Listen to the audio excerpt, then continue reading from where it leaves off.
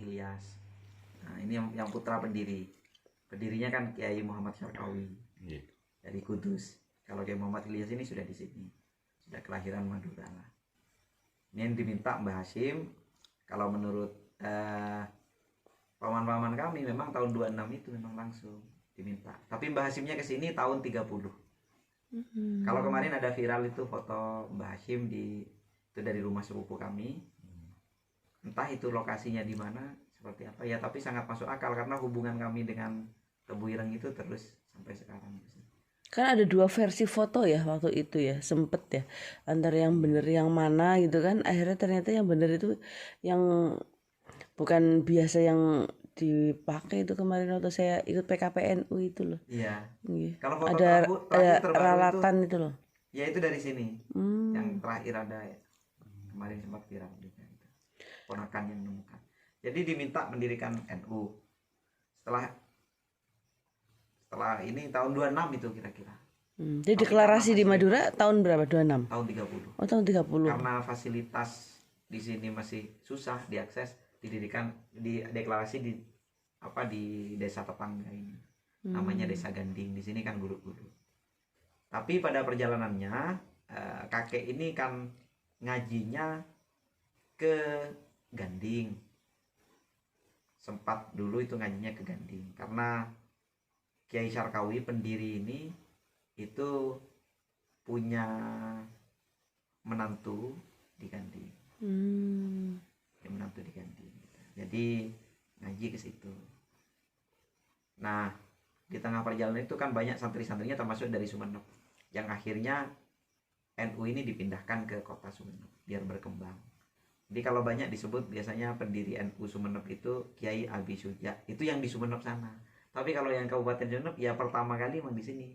Karena ikatan kedekatan. Iya, alumni Tebu Ireng. Juga Mbah As'ad itu yang mana menjadi perantara ketika perantara istikharahnya Kiai Hashim dengan Mbah Khalil kan, yang bawain tongkat, bawain tasbih ketika NU harus didirikan apa enggak gitu. Jamiah ini harus didirikan apa enggak, kan isyaratnya dengan tongkat dan tasbih itu yang membawakan Kiai As'ad Samsul Arifin Sukorejo itu kan memang santrinya Mbah Ilyas di sini katanya menurut riwayat sampai 7 tahun mondok di sini. Jadi memang hubungan santri lah, hubungan kiai santri lah yang berlaku di NU ini.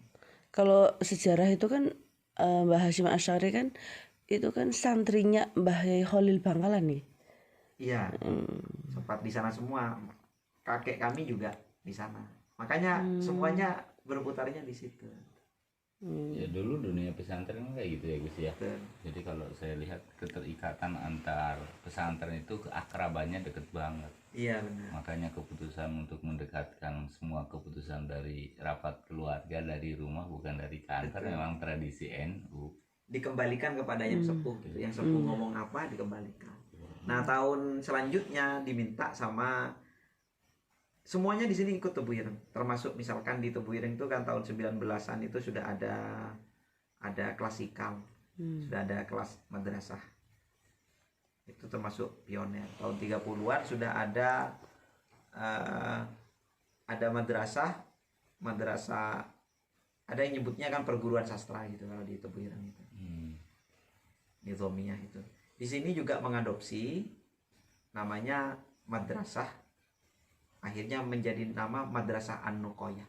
Dulu itu pondok ini bukan pondok An-Nuqoyah, pondok Gulu-Gulu. Sama dengan pondok Tebu Ireng. Pondok Sidogiri gitu, nama tempat gitu. Sekarang Tebu Ireng juga banyak banget kan? Iya banyak. Jadi bukan nama, sekarang namanya jadi An-Nuqoyah. Itu kan baru sejarahnya itu karena madrasah itu tahun 30, tepatnya 33 itu mendirikan madrasah An-Nuqoyah. Masjidnya juga An-Nuqoyah juga kan ya? Ya akhirnya terus semuanya dinamakan An-Nuqoyah. Pondoknya Pondok Pesantren An-Nuqoyah. Mulai tahun berapa itu diganti? 33. Sekitar 33. Cuman bedanya kalau di Tebu Ireng akhirnya memang penduduk alumni Tebu Ireng yang punya pondok pesantren, tapi kalau di sini di Anukoya ini semuanya masih keluarga nggih. Oh iya, Semuanya. di sini keluarga di sini. Karena satu pondok. Kalau di Tebuireng kan banyak pondok. Di sini banyak pondok dalam arti pondok daerah saja. Kelembagaannya legalnya itu satu semuanya di bawah Yayasan Anukoya itu.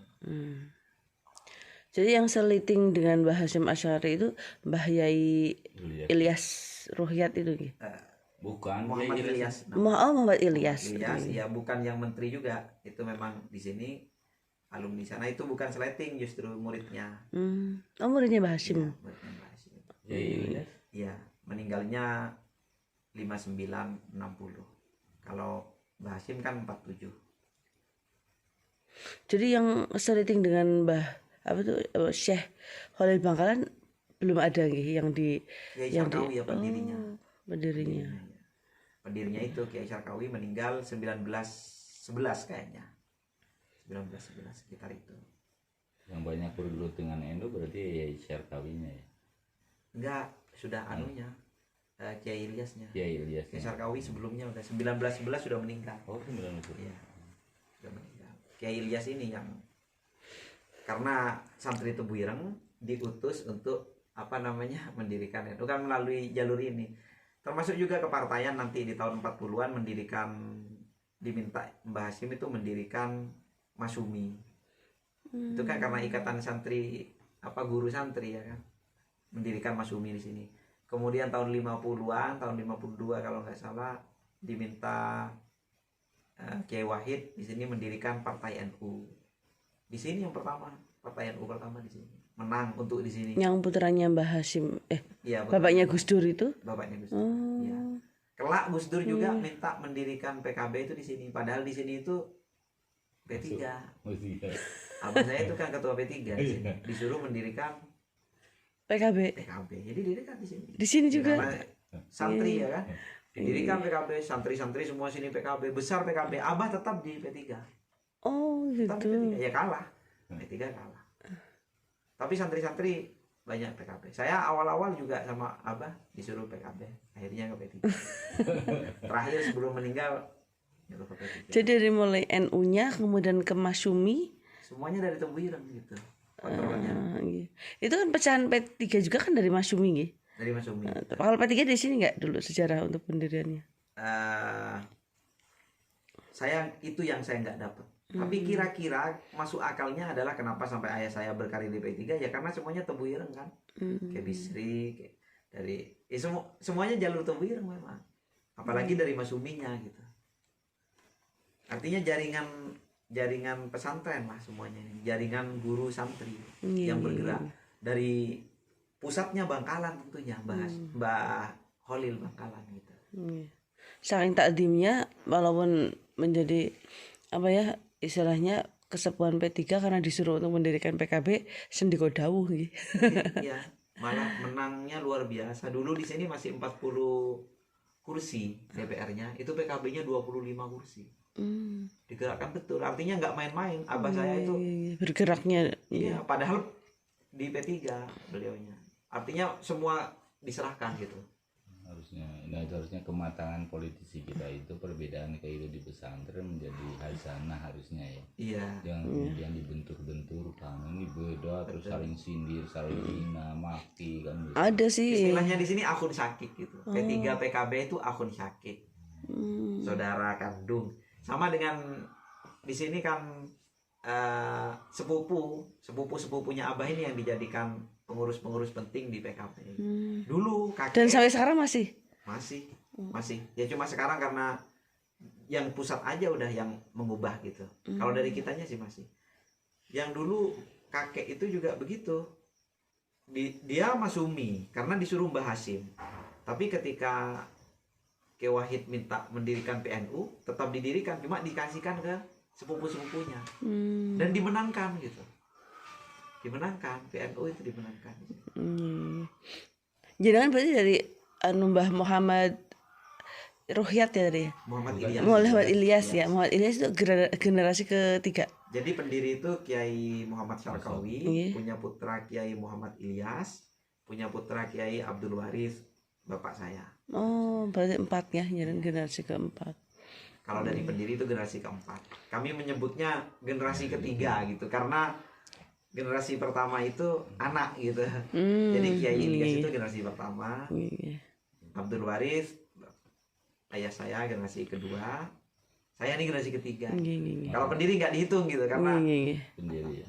Makanya saya waktu ke sana ini udah sampai ke generasi keempat pikiran saya waktu itu. Pikiran saya bagus. Kalau betul memang generasi keempat. Kalau dari generasi keempat kok bisa tetap dalam satu kesatuan itu. Makanya dari sisi pengelolaan seperti apa, saya kan ingin tahu itu. Dari sisi yayasan seperti apa, kemudian masing-masing ahlul bait seperti apa. Itu kan kekuatannya kan di situ. Iya. Jadi yang tidak berubah itu di kami itu seluruh kesepakatan itu melalui musyawarah.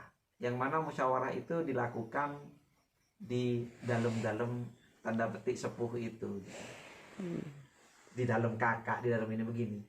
Nah, ketika memang ada perubahan karena istilah di sini memang kata yang sepuh itu kalau meninggalkan tradisi akan ruwet mengelola pesantren ini gitu. Akan banyak cobaannya. Kalau bahasa Maduranya akan banyak cobaannya. Raja cobana. Banyak. Raja cobana itu banyak cobaannya gitu. Bakal nggak mudah gitu. Seolah-olah selama ini kita mudah, perbedaan partai kan banyak partai di sini, semuanya beda. Nggak berkah lah ya mungkin maksudnya. Ya sulit gitu. Ternyata betul sekarang misalkan sedikit saja kita mau mengubah tradisi dari musyawarah di dalam, jadi keputusan diambil semuanya di kepengurusan di kantor, itu sulit. Jadi kendala ya. Jadi kendala. Sugesti gitu Gus. Bukan sugesti, memang karena apa ya? Saya pikir sudah tradisi dari dulu mungkin. Tradisi dari dulu itu memang mengakar kepada santrinya. Contoh sederhana gini saja. Contoh sederhana itu. Dulu kami biasanya tadi saya ceritakan ke Mas Aziz, sebelum pulang santri itu harus clear, tidak ada barang yang hilang sedikit pun. Kalau ada barang yang hilang itu bakal ketemu. Pasti ketemu. Baru pulang semuanya bareng-bareng kalau liburan. Kalau sekarang kehilangan tuh biasa gitu. Karena yang ngatur ini kan sebenarnya seperti pengurus pesantren atau pengurus yayasan ini tidak punya keputusan seharusnya. Yang punya keputusan itu masyayikh alias mereka yang ada di dalam ini, yang sudah disepakati. Dalam sini siapa pengasuh atau masyayikhnya itu siapa gitu. Kalau sudah kumpul semua sepakat, itu jadi keputusan. Kalau dari pesantren yayasan itu nggak boleh ada keputusan. Keputusan itu masyayikh. Itu kan statutanya di sini itu seperti itu.